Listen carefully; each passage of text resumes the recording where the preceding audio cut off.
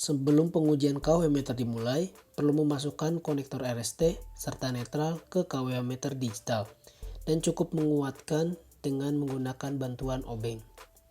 Berikut adalah tampilan untuk konektor RST dan netral yang telah terhubung dengan baik di kWh meter digital.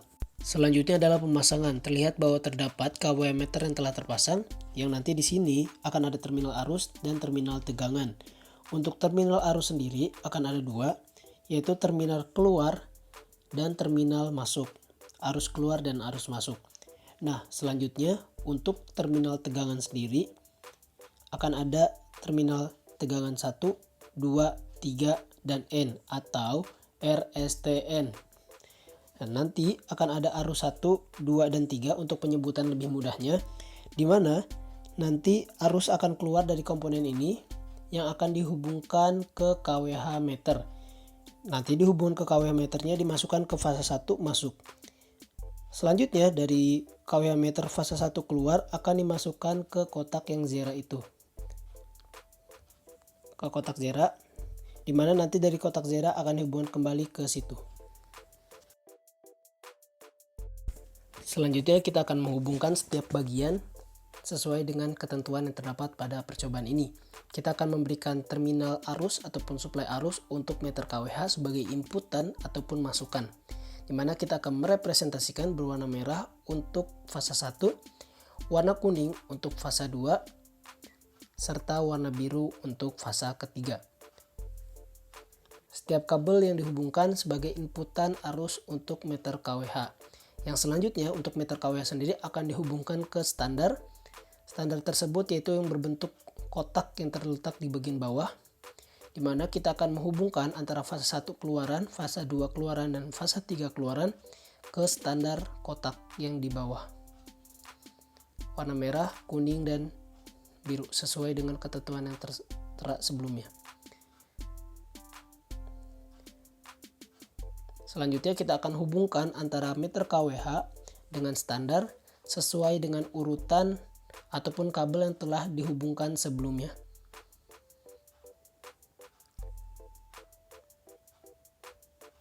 Yang selanjutnya apabila telah terpasang dengan baik dari kWh meter ke standar, kita akan menghubungkan kembali dari standar ke komponen pertama, ke terminal arus. Mari kita lihat cara pemasangannya, di mana kita akan hubungkan sesuai warna. Oke, selanjutnya akan kita hubungkan ke terminal arus.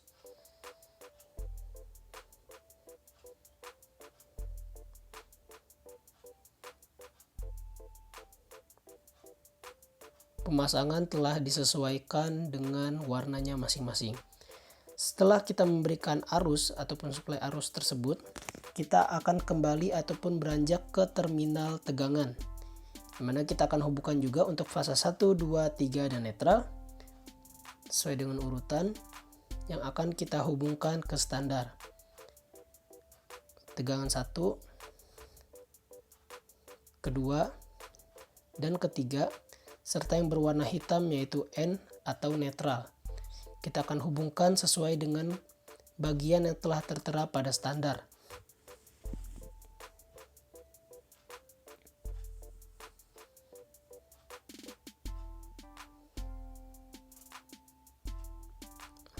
Oke, apabila telah terhubung dengan baik, ini untuk bagian tegangan untuk standarnya. Sekarang kita akan memberikan tegangan untuk meter kWh-nya. Sedangkan untuk terminal tegangan sendiri hanya ada 3 dan netral.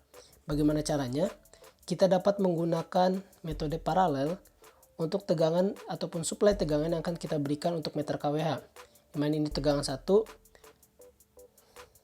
tegangan ketiga, dan tegangan kedua serta netral akan kita hubungkan ke meter kWh.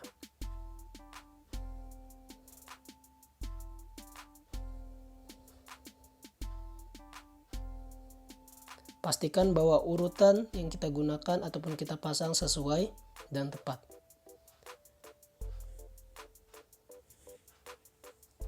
Oke, oleh sebab itu seluruh bagian-bagian serta suplai yang kita perlukan telah terpasang dengan baik.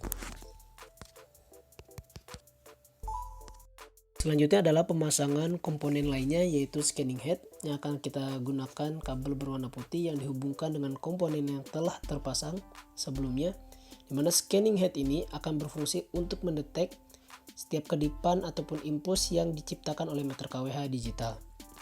Selanjutnya kita akan menghubungkan komponen yang telah kita gunakan ke jala-jala listrik sebagai suplai tegangan. Berikut merupakan gambar dari KWH meter serta terdapat spesifikasi. Silakan dicatat setiap nilai yang tertera pada KWH meter digital. Berikut gambar-gambar dari pemasangan komponen-komponen yang telah kita lakukan sebelumnya.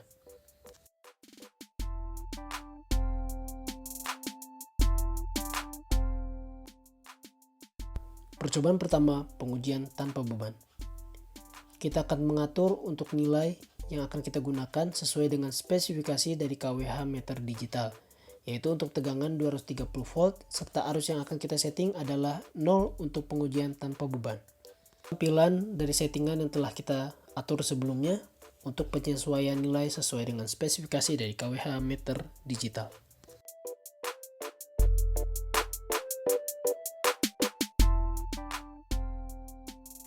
Setelah kita memperoleh nilai periode ataupun delta T yang telah kita rumuskan sebelumnya, kita akan gunakan nilai tersebut sebagai acuan waktu, di mana tidak boleh ada kedipan pada meter KWH selama waktu tersebut. Kita akan hidupkan stopwatch dan kita akan tunggu sampai waktu yang telah kita tentukan sebelumnya, dan meter KWH digital tidak boleh berkedip.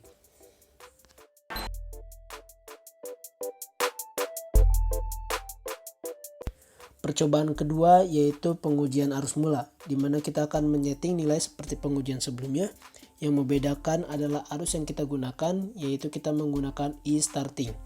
Untuk e-starting yaitu bernilai 0,01. Sebelumnya kita telah memperoleh nilai tau dari perumusan, di mana kedipan satu dengan kedipan berikutnya akan bernilai tau tersebut. Selanjutnya kita gunakan scanning head dan posisikan scanning head tepat pada indikator yang akan menampilkan impuls ataupun kedipan pada meter KWH digital. Pastikan posisi scanning head tepat dan benar sehingga kedipan dapat terdeteksi dengan baik. Selanjutnya kita akan melakukan penyetingan untuk standar yang kita gunakan, yang dimana standar ini akan menampilkan nilai error pada percobaan ini, dimana untuk nilai kesalahan ataupun nilai error untuk percobaan arus mula bernilai 1,59%.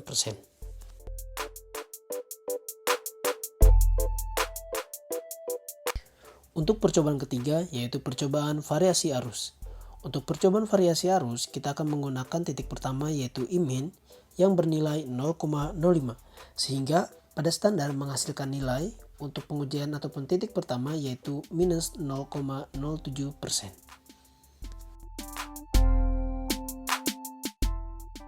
Untuk titik pengujian selanjutnya, pada pengujian variasi arus, kita akan menggunakan ITER. ITER sendiri yaitu 0,05 dikali ID, yaitu 0,05 dikali 5 yang bernilai 0,25. Pada standar kita akan menghasilkan nilai untuk nilai error persennya yaitu minus 0,06%. Selanjutnya untuk titik ketiga dari pengujian variasi arus, kita menggunakan 10 ITER atau yang bernilai 2,5. Sehingga kita dapat memperoleh nilai pada penunjukan standar yaitu minus 0,07%. Berikutnya untuk titik pengujian variasi arus yaitu kita menggunakan IMAX yang bernilai 10. Sehingga pada penunjukan standar dalam kondisi yang stabil kita memperoleh nilai minus 0,08%.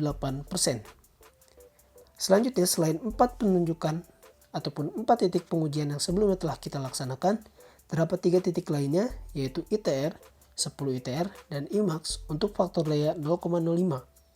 Mohon dicatat dengan baik karena pelaksanaan video tidak akan ditampilkan secara keseluruhan karena proses yang sama. Untuk titik uji ITR dengan faktor daya 0,5 diperoleh hasil error persen yaitu minus 0,01% untuk penunjukan pertama, kedua, dan ketiga. Kemudian pada titik uji 10 ITR untuk faktor daya 0,5 diperoleh error persen minus 0,07% untuk penunjukan pertama, kedua, dan ketiga. Dan untuk IMAX dengan faktor daya 0,5 diperoleh hasil minus 0,13% untuk penunjukan pertama, dan minus 0,14% untuk penunjukan kedua dan penunjukan ketiga. Sekian dari pengujian variasi arus.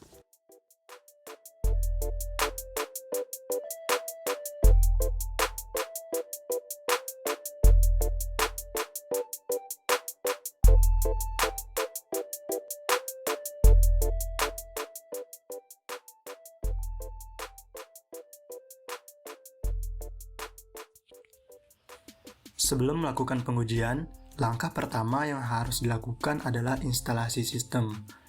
Dimulai dari pemasangan KWH meter analog satu pasa.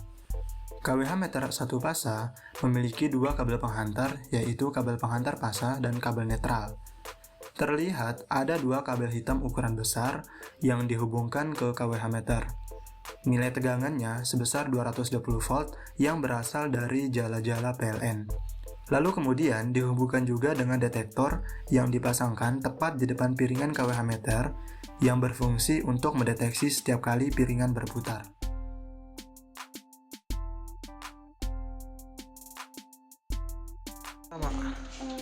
Pengujian tanpa beban. Iya, benar.